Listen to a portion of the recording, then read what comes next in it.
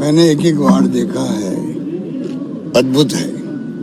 मेरे ख्याल से मैंने कभी देखा नहीं कि पक्षियों के लिए भी और पशुओं के लिए आधुनिक मशीनों के साथ में जो मनुष्यों के लिए होती है, चाहे एक्सरे मशीन हो, सोनोग्राफी हो, ऑपरेशन थिएटर हो, आउटडोर हो, इंडोर हो, इस प्रकार की व्यवस्था मैंने देखी नहीं कभी। ये प्रमोद जैन भाई ने, इनकी संस्था ने जो काम अद्भुत किया है, जिसको मैं साधुवाद देता हूँ उनको, क्योंकि मैंने 2003 के अंदर पहली बार मैंने गौशाला के यहाँ पर इसी जिले में उद्घाटन किया था और 20-22 साल के बाद मैं देखता हूँ कि एक के बाद एक गौशाला खुली है और ये पशु पक्षियों तक पहुँच गए। पक्षियों का जिस रूप में आधुनिक तरीकों से वहाँ मैंने देखा इंतजाम, कैसे ऑपरेशन के पहले, उसके ऑपरेशन के दौरान, ऑपरेशन के बाद में किस प्रकार से रिकवरी हो, वहाँ तक की व्यवस्था कभी देखी नहीं पक्षियों के लिए भी।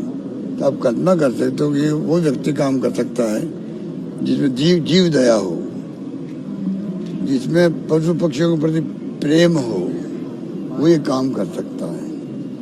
और बाकी गौशालाओं का, नंदी गौशालाओं का वो तो काम आप जानते हो कि हमारे मंत्री के रूप में भी पूरे प्रदेश के अंदर जो सैंक्शन करवाई है 1,56,00,000 रुपये नंदियों के लिए, कैसे मतलब ब्लॉक तक बन सके, किस प्रकार से गौशालाओं के अनुदान जो है हम लोग नंदीशालाओं को तो पूरे वर्ष दे रहे हैं, निसर्जन जो पशु है उनको भी पूरे साल मिलेगा अनुदान, और गौशालाओं को 9 महीने मिलना बहुत बड़ी बात है।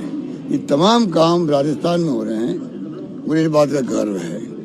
पूरे प्रदेशवासियों की जो भावना है उसी के अनुरूप यहाँ पर हमारी सरकार भी काम कर रही है। पहली बार हिंदुस्तान में हमने गायों के लिए पहले निदेशालय बनाया, उसके बाद वो विभाग बना।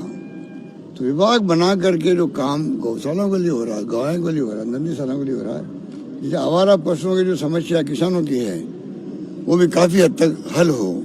मैं इस मौके पर अपील करना चाहूँगा उन लोगों से जो गो भक्त भी है, गौशाला चलाते हैं, प्रबंधक हैं, उनको मैं कहना चाहूँगा, दानदाता है, उनको मैं कहना चाहूँगा उनको आगे आना चाहिए। जिस प्रकार सरकार आगे बढ़ के सहयोग कर रही है, सरकार के सहयोग करने के पहले मैंने देखा, महसूस किया ज़्यादा उनकी रुचि थी गौशालाओं के अंदर काम करने की। अब नंदीशालाओं का हम काम कर रहे हैं, गौशालाओं का कर रहे हैं, और जो अंधे या ऐसे पशु हैं, अपंग हैं, उनके लिए अनुदान दे रहे हैं। तो मैं एक महसूस करता हूँ, पता नहीं क्यों, कि जिस रूप में उनको आगे आना चाहिए, संस्थाओं को, गौ भक्तों को और गौशालाओं को, प्रबंधकों को, वो आ नहीं पा रहे हैं।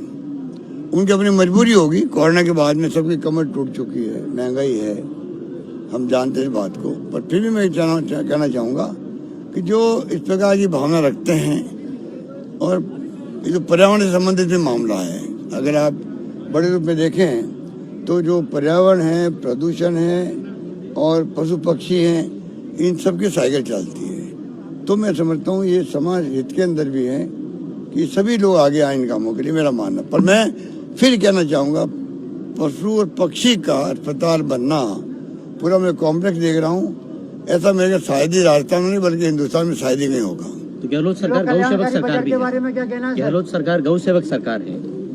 नहीं, गहलोत सरकार की बात नहीं है ये। तो जैसे हमने शांति और अहिंसा प्रकोष्ठ खोला है, विभाग बना दिया उसको, हिंदुस्तान में किसी राज्य में है क्या? आज देश में जो हालात हैं, जिस प्रकार के तनाव के हैं, हिंसा के हैं, जिसकी राहुल गांधी जी ने यात्रा निकाली है, महंगाई, बेरोजगारी के साथ में शांति, भाईचारा, प्रेम, मोहब्बत रहे आपस में, सभी जाति, सभी धर्मों के बीच में, गरीब अमीर की खाई बढ़ती जा रही है, नहीं बढ़े, वही भावना हम सबकी है।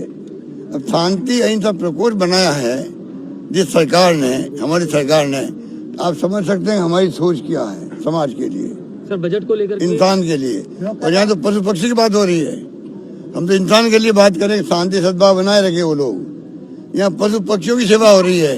तो पूरे मिला के मैं समझता हूँ राजस्थान मॉडल स्टेट की जो हम बात करते हैं, वास्तव में जो हमने बजट में घोषणाएं की अभी, उसके बाद में कोई बात बचती नहीं है। हमारे बजट को कोई रिसर्च करे कोई, तो हिंदुस्तान में मैं समझता हूँ कि अब हर राज्य के लिए एक नजीर बनेगी हमारा बजट, ये मैं कह सकता हूँ। अब उम्मीद कर सकते हैं कि राजस्थान किस दिशा में जा रहा है।